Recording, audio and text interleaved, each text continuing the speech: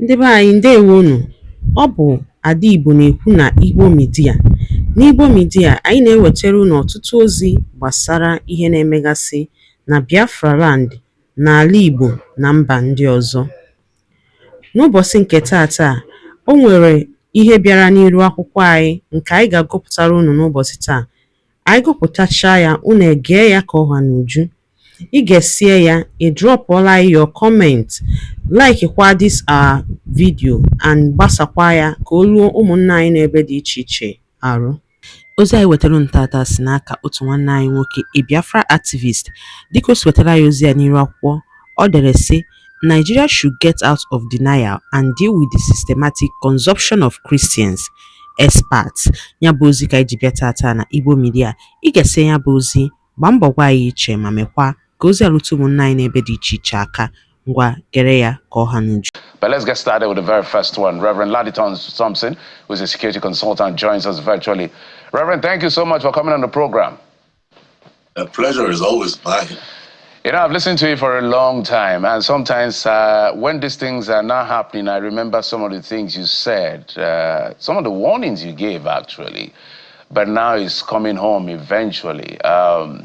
But I will start by asking you to give your interpretation of the multiple characterization of what is playing out. On one hand, according to the UN Genocide Convention, defining genocide as in terms of intent, not necessarily skill. The American government saying Christians are being killed, the government is not doing enough. The government is saying, yes, they are killed, but others are killed as well. We're not talking about the issue of sovereignty.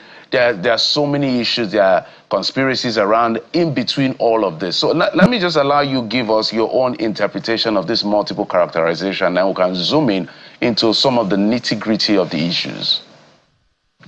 Thank you very much. My take is this. What makes us human? One of the things that makes us human beings and not beasts is the ability to think lucidly. If a nation has 200 and something million plus people, if for whatever reason, as much as 200,000, 300,000 people are dying, 400,000 people are dying over a span of 15, 20 years of something that is not right, I would think that a right-thinking nation, its priority would be to diagnose properly and then stem the problem. There's something wrong with the way the Nigerian is thinking. And I believe that's what we need to correct, first of all. First of all, I want to say, whatever we're discussing right now, let's make it about the future, not the past. For 15 to 20 years, I spoke on this station that there's a global resurgence of religious extremism that's templated across the world. And it has a local expression in Nigeria. And I said to us that it's a hydra, if I remember very well. And I said to you that it has a religious cover. And I pointed out to us that its religious cover is exploitative because it had realized that in Nigeria's foundation, because of the divide and rule foundation that we have, religion was an issue. So it exploits that opportunity to create an enmity between classes. And I said for the first, like from the 1990s upwards, for the first 10, 15 years, it was consuming Christians. Not only consuming Christians, it was systematic. We're talking about the rape of young girls. We're talking about kidnappings. And we're talking about the fact that when we got involved, we found out that it's so clever that it was operating in a way it was difficult to detect. And I remember saying ahead that at a final stage, towards the end, it will begin to kill Muslims. And when I said that, I was as a special advisor to the CAN president then, they were surprised. And I said, no, we've studied the MO of this thing, and whether we like it or not, if you want to go theological, let's go hyperdimensional. If you're a Christian, for instance, you will know that in Revelations 12, the Bible talks about the dragon with 7 heads and 10 horns. Now, one of these heads, the mountains, is religion. What you're up against is a dragon, and it uses not only religion but education, but you name it. I'll give you a good example. In the years, I remember we had a meeting, and a journalist in Lagos there picked up something we pointed out in a meeting, that a textbook contained classical conditioning of the minds of students and was an approved textbook in a Nigerian school. It had a character who used to kill people and offer them to convert to Islam or be executed.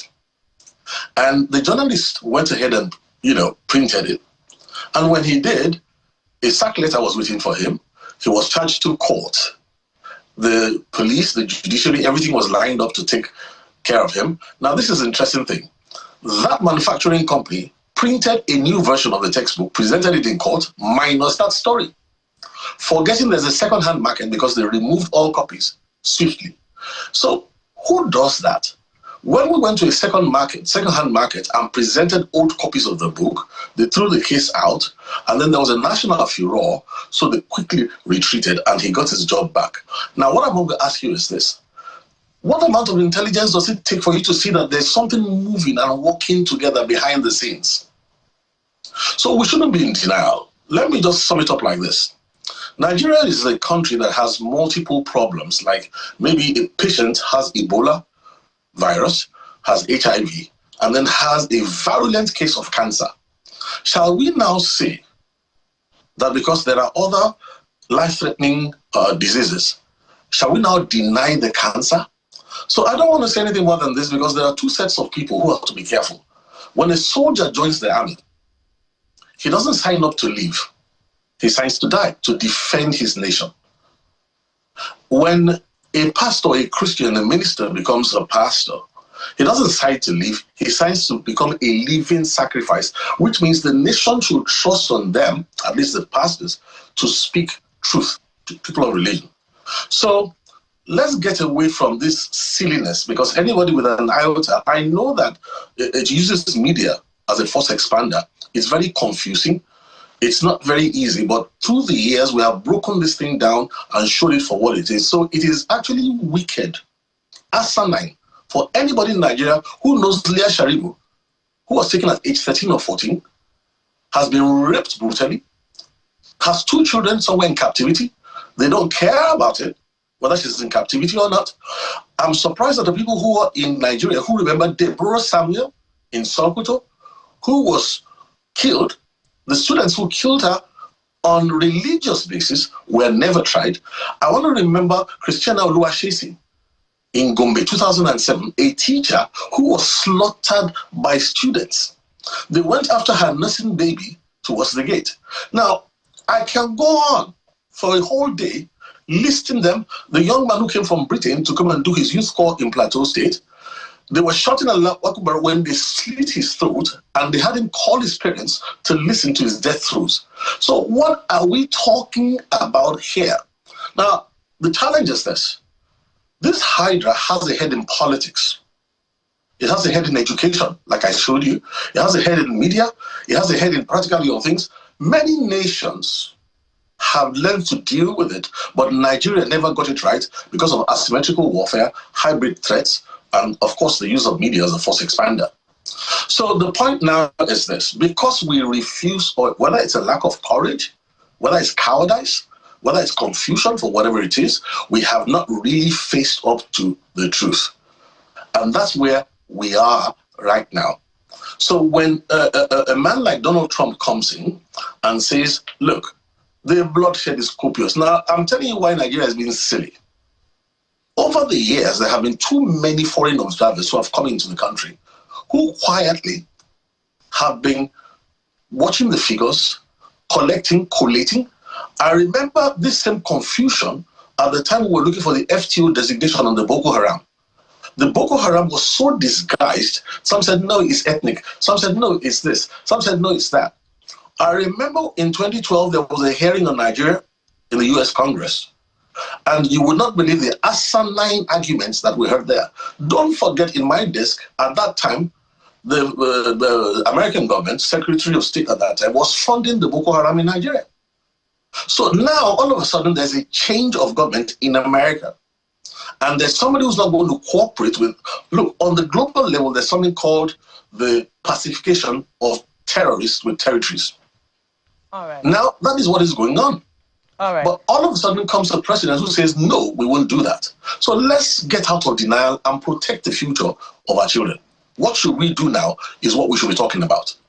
Not all this politicking, spreading money around, being silly with our future. Indeed. The same thing I spoke on just a minute. I spoke on this program some years ago when an Al-Qaeda member was appointed a federal minister in Nigeria. And I remember I said it publicly because we are living sacrifices. Why is that happening in a nation? And why are we pretending? Indeed, Reverend Thompson, we've listened to you over the years speak to these issues in what seems a clairvoyant manner, and it appears as if they're playing out right before us now.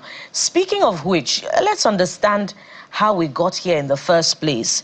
And I recall here Senator Ted Cruz's legislation before the U.S. Senate, which, by the way, has not gone through, but President Trump has exercised his executive powers to designate Nigeria a country of particular concern.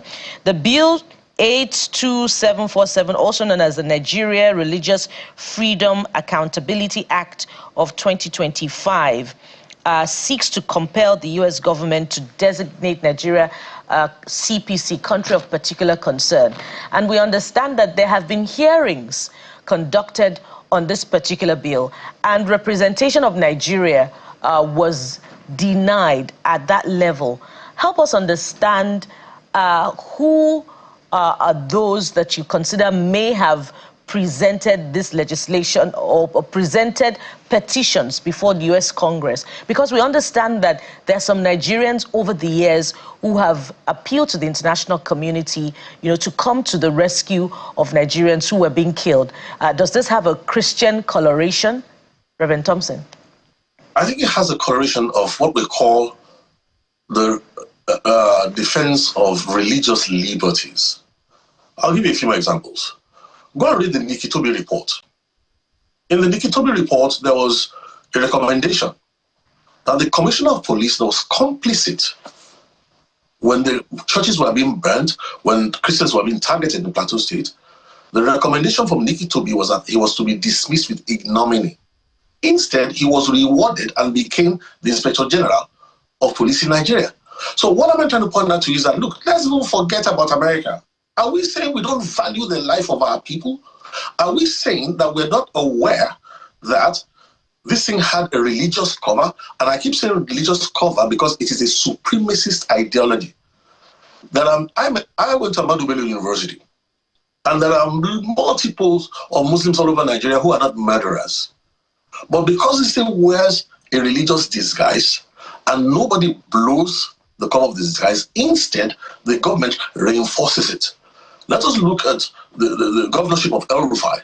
If we begin to quote what he said, the things he did, and we begin to look through the years, we don't need the American government to come and tell us that we have devalued human worth, and you will never build a successful nation when you devalue human worth. So when it comes to the American government, there are processes that they have. But the question I want to ask you is this. If your daughter was picked up at age 12, and 29-year-old men were raping her continuously, and I've had to deal with many children like that. I've had to do trauma counsel for them. How do we talk to their parents? Are you sure these are the questions that we'll be asking? Let me tell you the truth. Booker Sampson, go and find out who that is. Rose Northcott, go and find out who that is. For the Gajere's family, find out who those people are. They couldn't care less whether it was Donald Trump or Donald Trump. If somebody comes to finally tell Nigeria, you can't keep doing this, and I will tell you why it is pertinent. The Hydra, terrorism is a global affair. It's not local alone. So to protect their own interests, many countries of the world also, what the former administration was doing was to trade Nigeria off to the terrorists to keep their own territory safe. Now here comes the president who says, no, we're not going to do that. We're going to do this instead. And you have heard this also. It's also killing Muslims, which we predicted it will do. in its latter phases. So for me, what Nigeria should be doing right now is not a matter of what Trump said was that if the Nigerian government does not. Daalụ nne maka isonyere anyị n'iru akwụkwọ n'ụbọchị tata na Igbo Media. Ọ bụ na ihe anyị na-ewetara gị dị gị mma, gbaa mbọ gbasaa ozi a ma mekwa ka ozi a rute ụmụnna anyị n'ebe dị iche iche aka. Ngwa ka ọ dị.